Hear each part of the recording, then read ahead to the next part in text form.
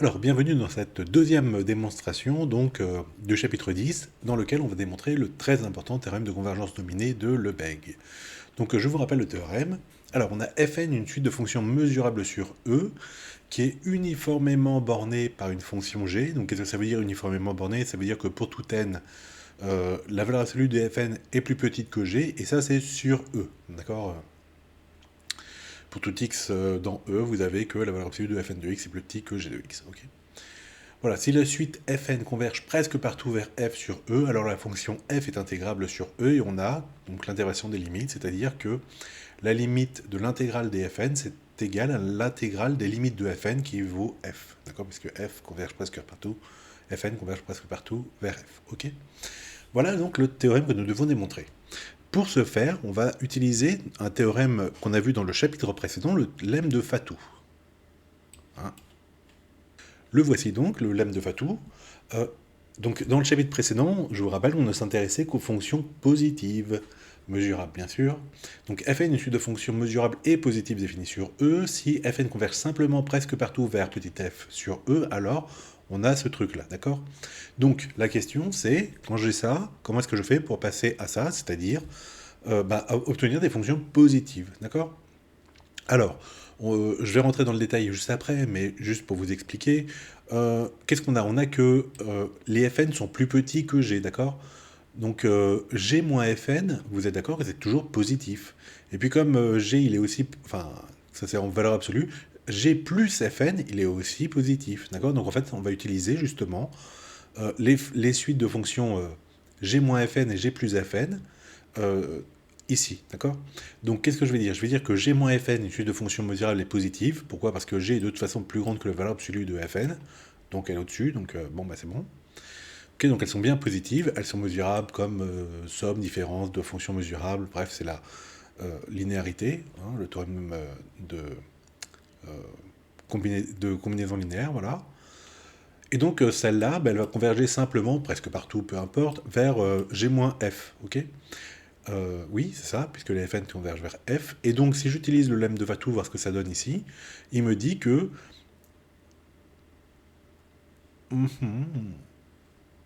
Moi, presque. Voilà, c'est mieux. Il n'y a plus de Fn là.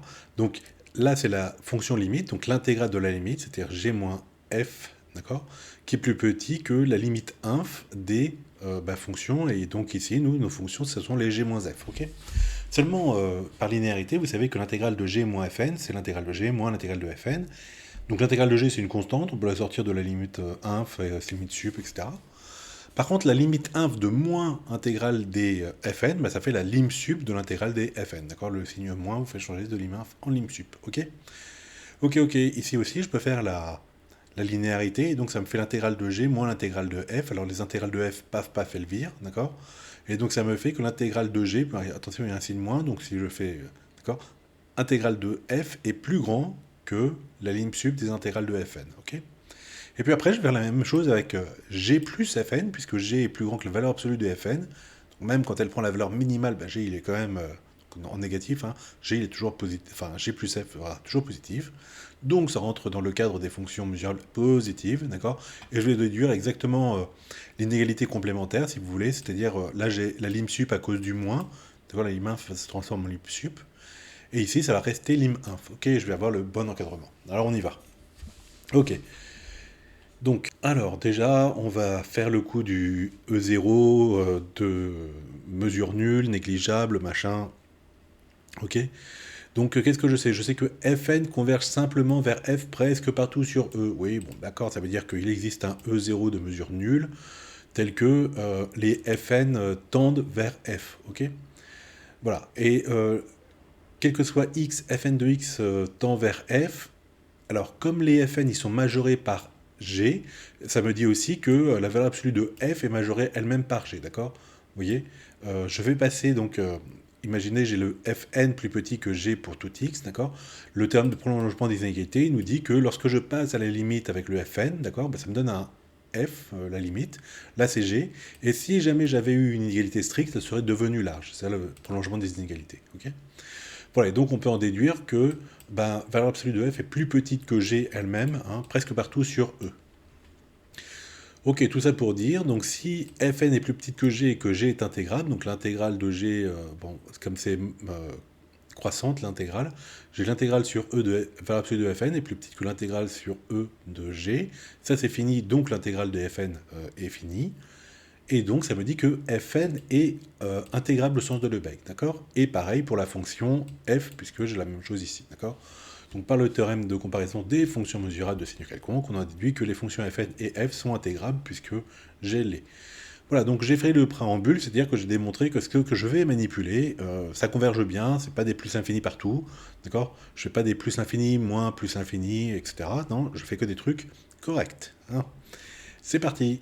Donc je considère les fonctions g-f et g-fn définies sur, bon alors c'est l'ensemble de mesures privé de l'ensemble négligeable, mais après je vais faire les intégrales sur E, hein, de toute façon, puisqu'on a notre théorème, je vous rappelle, qui est tel que l'intégrale sur E d'une fonction intégrable, c'est égal à l'intégrale sur E privé de E0, un ensemble négligeable, d'accord?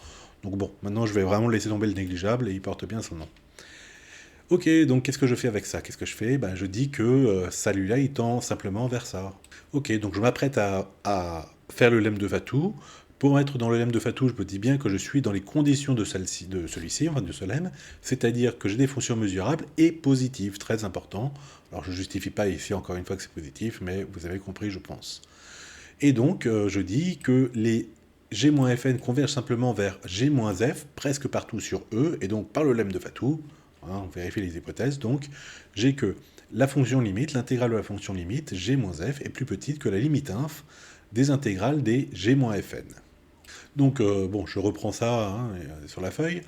Qu'est-ce que je fais? Ben, je fais la linéarité de l'intégrale, d'accord? Donc, l'intégrale de g moins f, c'est l'intégrale de g moins l'intégrale de f. Bon, là, je casse pas des briques. Et par contre, la limite inf, alors, en fait, c'est la limite inf.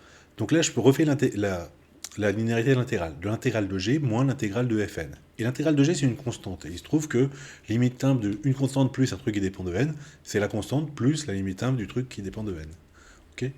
Donc voilà, donc... alors, j'ai dit moins, plus, enfin je sais plus, bref. Donc l'intégrale, donc ça c'est la linéarité d'ici, d'accord, qui me donne ça. Là ici, donc je casse en intégrale de g moins intégrale de f, n. L'intégrale de g, je la fais sortir, donc il me reste limite inf de moins l'intégrale des fn, d'accord. Et quand je vais sortir le moins devant la limite inf, ça me fait moins lim sup de l'intégrale des fn. Ok?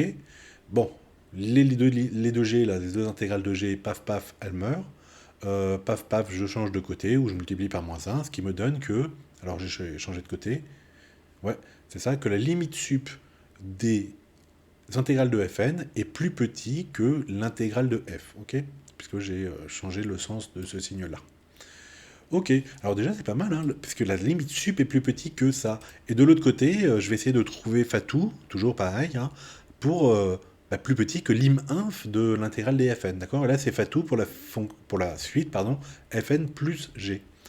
Donc pareil, même truc, suite de fonctions mesurables, positives, qui convergent vers f plus g. Donc par Fatou, l'intégrale de la limite, c'est plus petit que la limite inf des éléments de la suite. Donc les éléments de la suite, j'aurais pu mettre des parenthèses, soit des plus clairs. C'est fn plus g. Ok. Alors je le refais hein, rapidement, donc je refais la linéarité, d'accord. Donc là c'est l'intégrale de f plus l'intégrale de g. Là c'est la limite inf de intégrale de fn plus l'intégrale de g. Ok, mais l'intégrale de g c'est encore une constante, donc ça peut sortir de la limite inf. Et puis comme intégrale de g et l'intégrale de g ici, ça s'élimine. Ça me dit quoi? Ça me dit que l'intégrale de f plus petit que la limite inf de... Mais non, pas que de fn, non, non, non. Voilà, comme ça c'est mieux. Donc Fatou il me dit que l'intégrale de la limite est plus petit que la limite inf de l'intégrale des éléments de la suite, donc des fn. Ok. Voilà, et donc qu'est-ce que j'ai fait? Ben, j'ai réussi à encadrer l'intégrale de f, vous voyez, à droite, donc il est plus petit que la limite inf d'un truc, et il est plus grand que la limite sub du truc. Alors, bah, ça veut dire que le truc, il tend vers l'intégrale de f, ok? Donc l'intégrale des fn converge bien vers l'intégrale de f. Et c'est donc la conclusion de mon théorème, qui peut se voir hein, comme l'interversion, encore une fois, du symbole limite et du symbole intégral, hein, puisque la limite de l'intégrale des fn, c'est égal à l'intégrale de la limite des fn qui vaut f. Ok.